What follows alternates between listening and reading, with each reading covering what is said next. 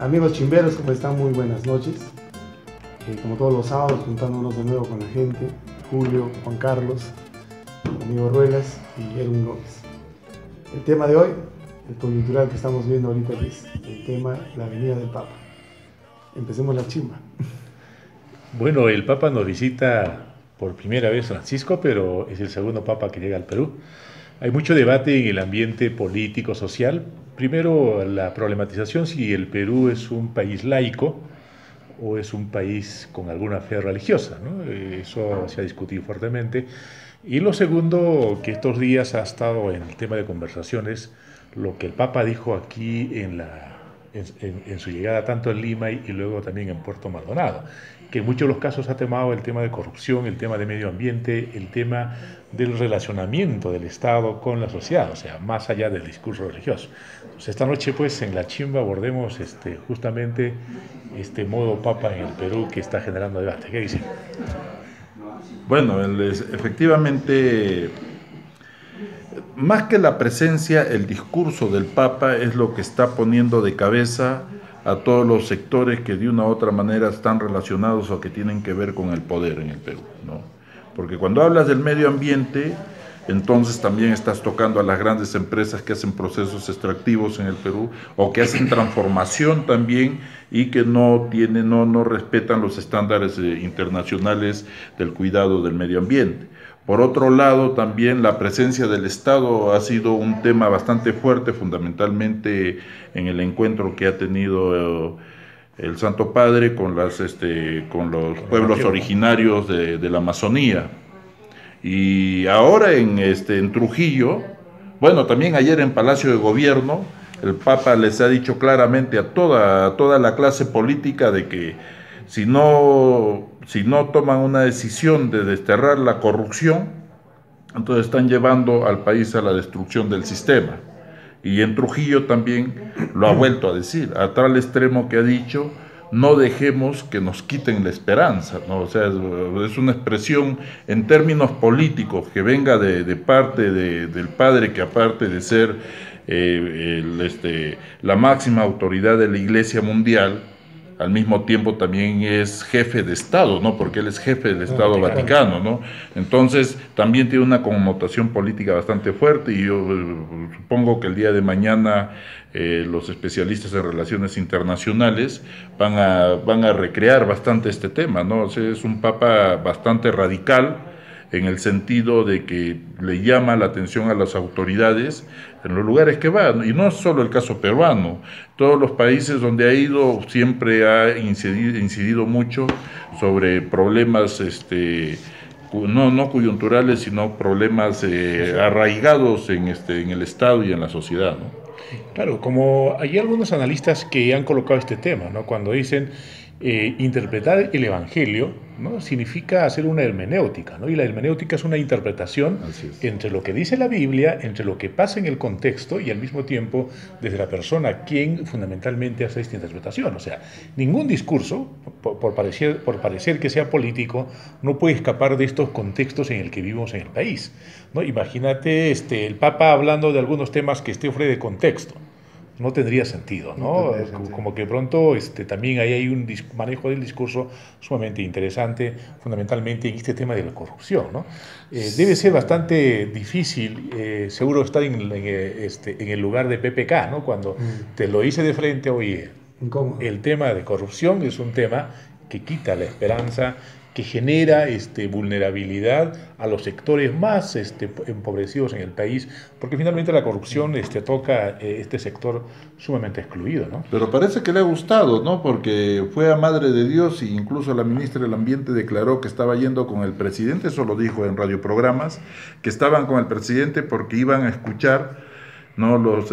La problemática que los pueblos originarios le iban a expresar al Papa. O sea, a través del Papa ellos recién iban a tener la capacidad de escuchar a los pueblos que en realidad han debido de escuchar desde el momento que asumieron el gobierno, ¿no?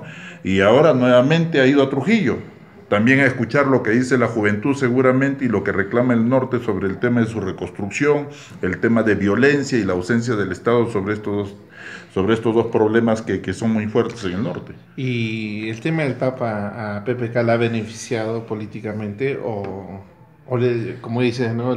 Le has dicho sus verdades, ¿no? Porque el Papa también ha venido ya sobre, yo creo que ha hecho un análisis situacional, cómo está la coyuntura política, como lo has dicho, ¿no? En el Perú. Y le ha dicho pues sus verdades. Y yo creo que a nadie a veces le gusta decir, escuchar sus verdades. Entonces ahí es un tema también de cómo esto va a repercutir de aquí en adelante, ¿no? Hacia PPK. Entonces... Pero tiene los dos, ¿no? O sea, el mensaje, si bien es cierto, recoge lo que está pasando en el país, ¿no? Que seguro que también es armado. También está el otro, ¿no? De que en nuestra política, ustedes saben, no todos son creyentes, ¿no? Claro, pero es que el tema es que no todo puede ser palo, ¿no? También tiene que haber algo de cariño. Claro. Claro, el tema de la propuesta de Papa en torno a sus discursos fundamentalmente es un tema que toca transversalmente, no solamente a los católicos, ¿no? Como mucha gente decía que el Papa es una representación simbólica de un sector de la población, pero fundamentalmente también es un líder, y al ser un líder, lo que él dice, pues tiene un impacto fuerte, ¿no? Por ejemplo, en Trujillo el día de hoy habló sobre el tema de la violencia generada desde de la familia y fundamentalmente la violencia de género, que podría también entenderse en alguna perspectiva, o el otro lado, en la violencia que es un tema muy fuerte en el país, ¿no? Entonces, son temas de coyuntura, ¿no? Son temas de coyuntura que se aborda a partir de estas reuniones que él convoca, ¿no? Pasa que la iglesia, si ustedes se dan cuenta, un poquito miran atrás, siempre ha sido, pues, no cerrada, siempre ha sido, con sus problemas los manejaba internamente, pese a que pasaban muchas cosas, pero desde Juan Pablo II, como que la iglesia ha ido ya un poco abriéndose más a la gente, ¿no? Y ahora viene este Papa y empieza a pedir perdón por las cosas que han hecho algunos sacerdotes, ¿no? Y empieza pues a tocar temas sociales y a ver la problemática de la juventud, tema de la familia, como que la iglesia también se está un poco amoldando a los tiempos de ahora, ¿no? O sea, ya está dejando un poco lo que antes era, ¿no? Y ahora está tratando de acomodarse a la realidad de hoy en día, que no puede cerrar los ojos a eso, ¿no? Es algo que viene pasando y sucediendo, ¿no? El tema de las lesbianas, de los gays y todo eso, ¿no? O sea, ese cambio que está sufriendo la iglesia lo está haciendo paulatinamente, ¿no? Positivo puede ser, ¿no? Puede ser, ¿no? Yo escuchaba en los medios, bueno, salen chilenos a hablar, pues, ¿no? Del tema y a decir, pues, que los han ofendido, ¿no? A que el Papa, cuando pidió perdón, dice que los ha ofendido, y se cuelgan y se agarran, pues, del tema de los pedrastas, ¿no? Entonces, yo no creo que la misma religión como fe o filosofía esté mal, ¿no? Lo malo de repente son aquellos humanos que no saben llevar esa fe, ¿no? Y cometen esos errores.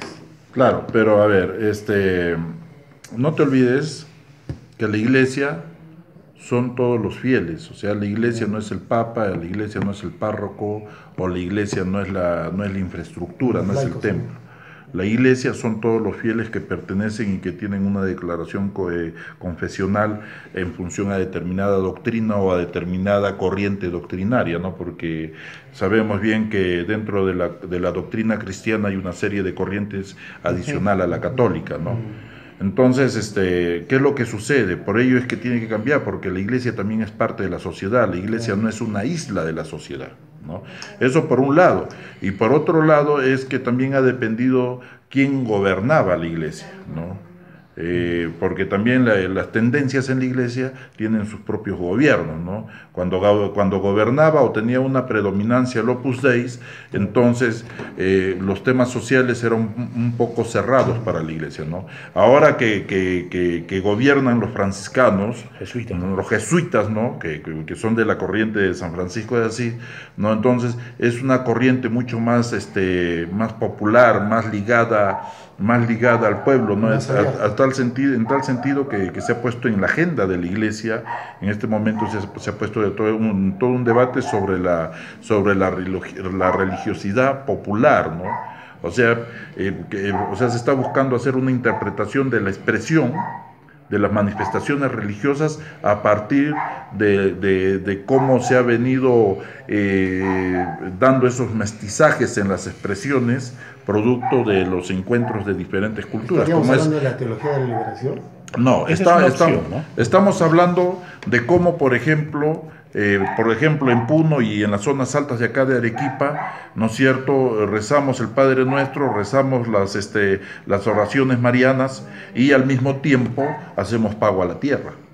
¿No es cierto? ¿Cómo es que se fusiona todo eso? Es una expresión popular que tiene que ver mucho con cómo el hombre andino, en este caso, ha ido asimilando la doctrina cristiana sin olvidarse de sus expresiones, claro, hay una simbiosis, de sus otras expresiones, ¿no? Esa simbiosis, ¿no? O sea, es algo bastante interesante que sucede ahí, ¿no? Pero, hoy me gustó, por ejemplo, cuando el Papa en algún pasaje de su intervención decía: el Estado tiene la obligación de poder generar políticas a favor de los sectores más excluidos, ¿no? O sea, escucharle a un Papa en ese sentido, pues definitivamente es un Papa que se acerca a las personas, se humaniza, ¿no? y fundamentalmente coloca las cosas en su lugar, ¿no? Y esto de alguna forma es un discurso también para que se ubique bien el arzobispo Cipriani, ¿no? Porque finalmente le dice: oye, el tema político es un tema que tiene que ver con las personas, y al ser que con las personas tenés al Estado, y el Estado es el benefactor de todos ellos.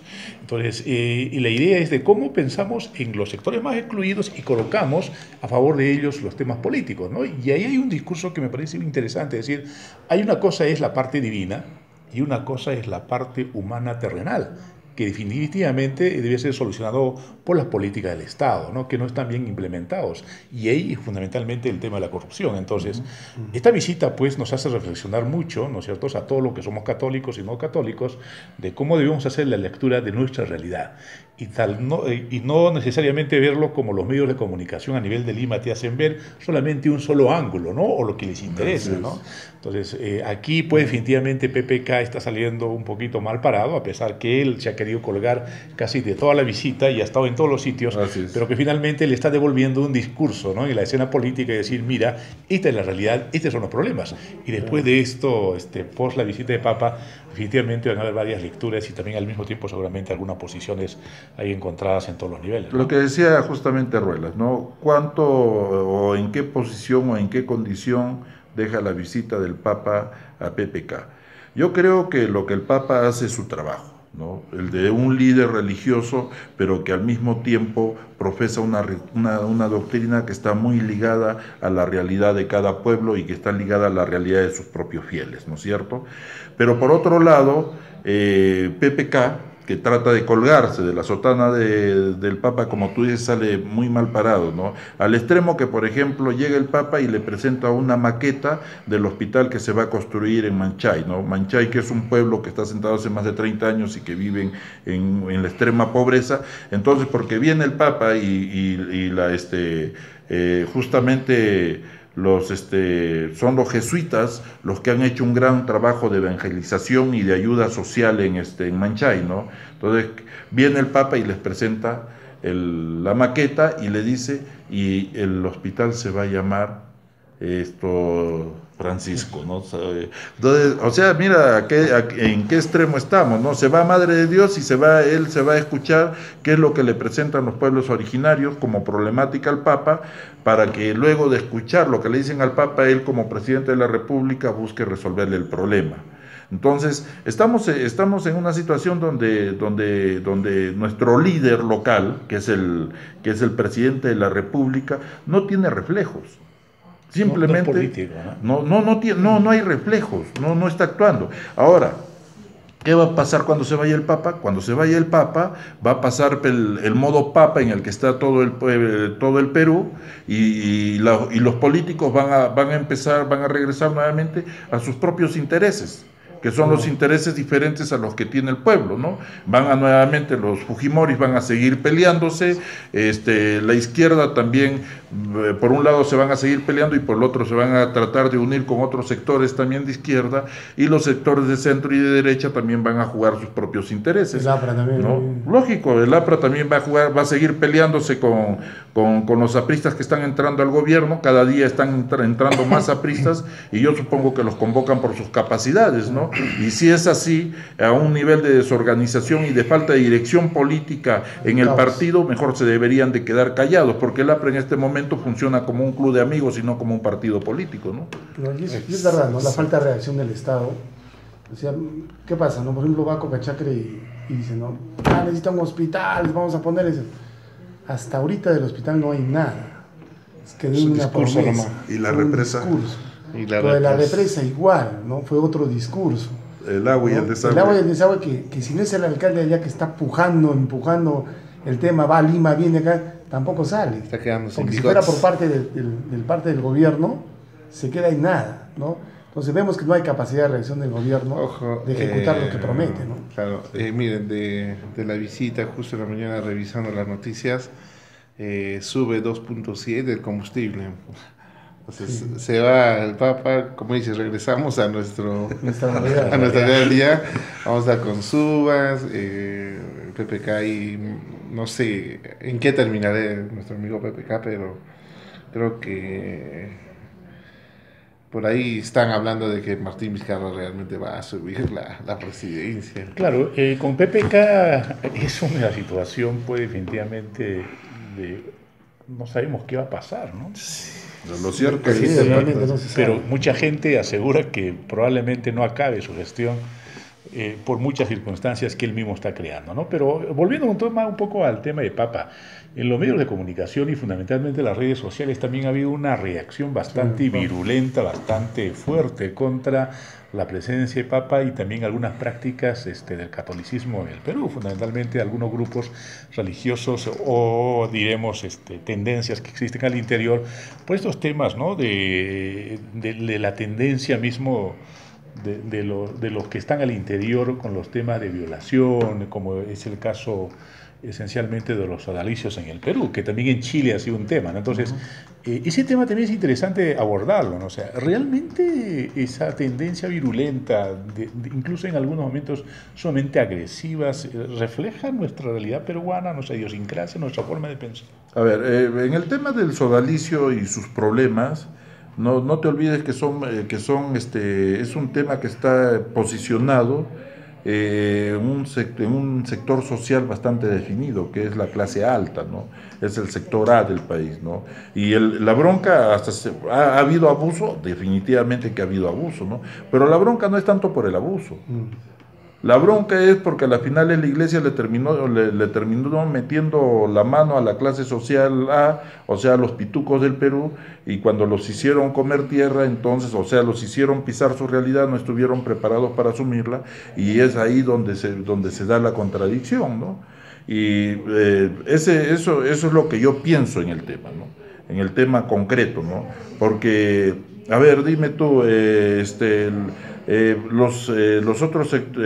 las otras posiciones o corrientes de la iglesia que hacen trabajo social con jóvenes, que hacen formación de jóvenes, ¿tienen algún problema, tienen alguna dificultad o se le presenta algún tema de esa naturaleza?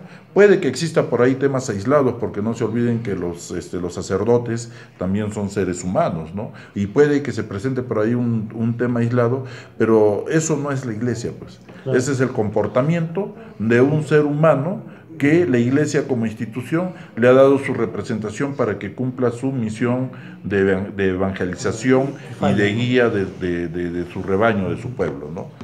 Así que por ahí yo lo entiendo así, y la decisión que ha tomado el Papa de la intervención, ¿no es cierto?, y de nombrar un comisario que incluso es un obispo no peruano, sino un obispo colombiano, entonces me parece que eso va a contribuir a que se concluyan las investigaciones y se castiga a los que se tienen que castigar, ¿no? Pasa también, profe, de que lo que usted dice, ¿no? Lo que pasa es que antes no había tanta facilidad como para poder comunicar lo que uno pensaba. Y ahora las redes sociales pues se han convertido en la ventana que muchos no tenían, ¿no? Uh-huh. Y están siendo utilizadas justamente para eso, ¿no? Para mí expresar su descontento, su disconformidad, ¿no?, con la venida del Papa, ¿no? Y en algunos casos, un tema filosófico de no creyente, y salen pues a hablar, ¿no? Y en otros casos pues con fundamento también, ¿no? Claro, y el otro hecho es de que cada uno tiene derecho a expresarse como piensa, ¿no? Y naturalmente los que no creen, los ateos o los que no creen en la religión católica, tienen que expresarse y se van a expresar, van a decir su verdad, ¿no? Pero no nos olvidemos que es su verdad, claro, ¿no? Que no es la verdad de la mayoría, ¿no? Como lo que hicieron en Lima, ¿no? Que sacaron una imagen en uno de los edificios. Proyectaron una imagen del perfil de Abimael Guzmán. No, pero no era de Abimael Guzmán, era de Figari. De Figari. De Figari. Pero para que salgan las noticias, dijeron pues que era de Abimael Guzmán. Si no, no salía. Si no, no salía. ¿No?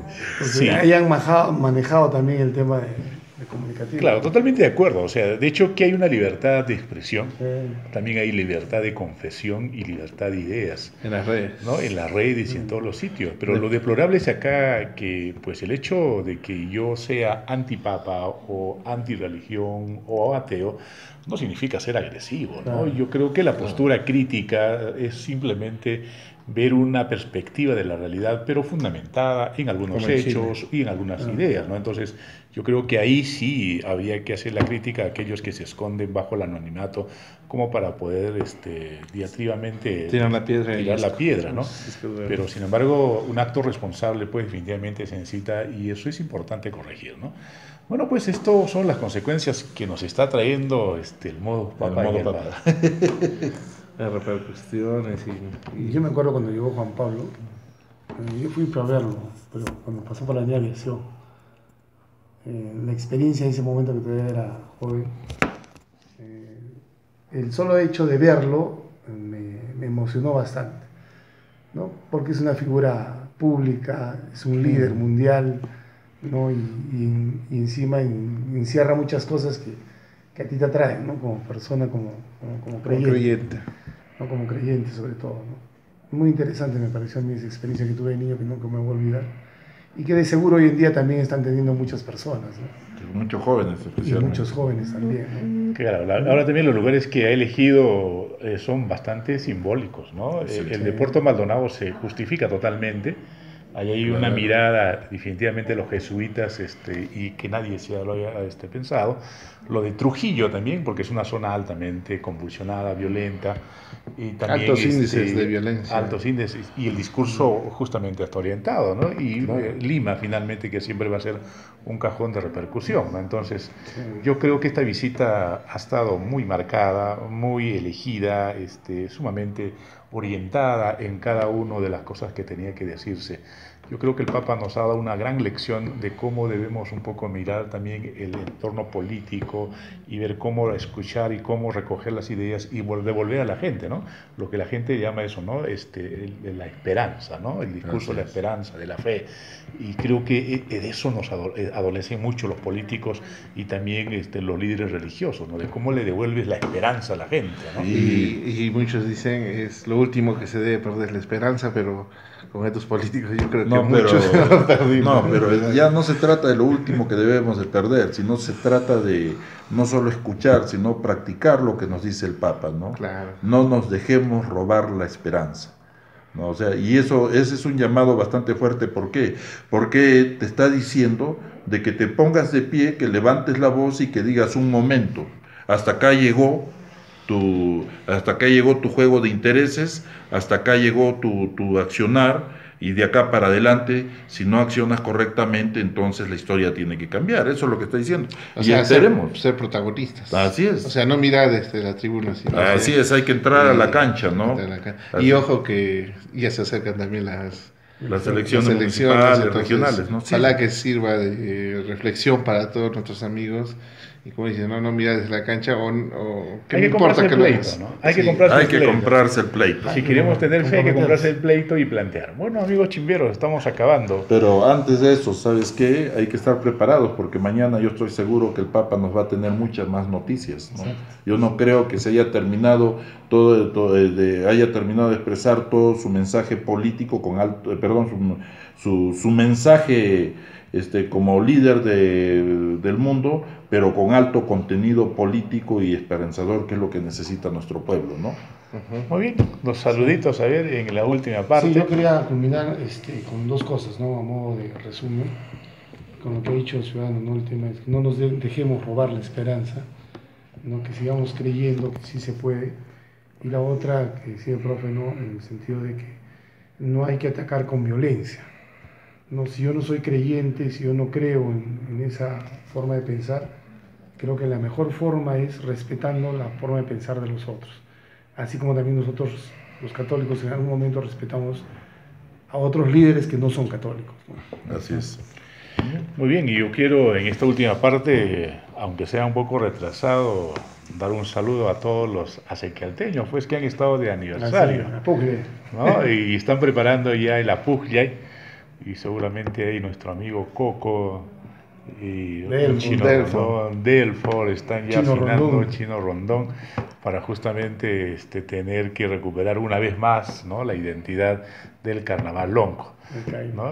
Ya se viene. Ya se viene. Claro, ¿no? Uno es el carnaval lonco y otra cosa es la puglia, ¿no? Claro, son dos actividades, a no ser que no, esta vez intenten juntarlo, ¿no? No, imposible. Pero yo creo que eso es un tema completamente imposible. Entonces es cierto, tenemos que estar preparados para nuevamente poder disfrutar del carnaval lonco y también de las otras expresiones que se dan a través de la puglia, ¿no?, que significa a jugar, ¿sí? Claro, pero al final, después del modo papa, viene el modo carnavales. Que se adelantado, ¿no? Aunque normalmente es al revés, ¿no?